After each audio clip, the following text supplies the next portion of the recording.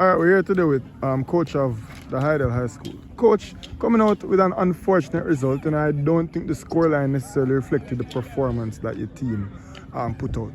Speak to us about how you feel about today's game.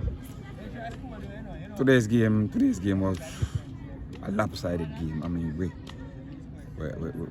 turn up late. We didn't put away our chances. We create chances. At one point, it would have been 4-4. But nevertheless, we know goals win match. You know, Mona is at home, Mona high riding, they put away their chances. And you know, kudos to them. You know, all the best in Manning Cup. All right, coach. So you brought on an early substitution, the number 12, and he really did come on and make a profound impact in the game. Speak to us about that player in particular. That player is a mystery man, you know. That player is a mystery man. I mean, that's what Ruben does. Ruben comes on, Ruben creates chances. Ruben's missed chances. Ruben is just Ruben. And any day Ruben turn up and willing to play team football, I mean, we wouldn't be in this position. But you know, I can't knock him. A lot of negativity around our football, you know. So nevertheless, it get to the kids, you know. They're only human. All right, coach. Still in with a slight chance We're out.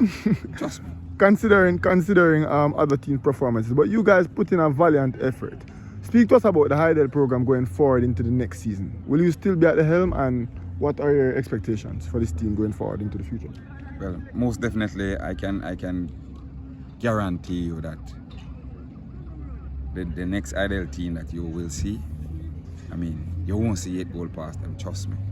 You know, probably it would be the other way around. Without saying much, you know. This year was a learning process, a new culture. You have to learn the culture of a new institution. And you know, we have a lot of kids out there where didn't play Manning Cup before. Their first time, you know, their experience. This is an experience for them. We came along, we give ourselves the opportunity to move on to the next round. It didn't happen.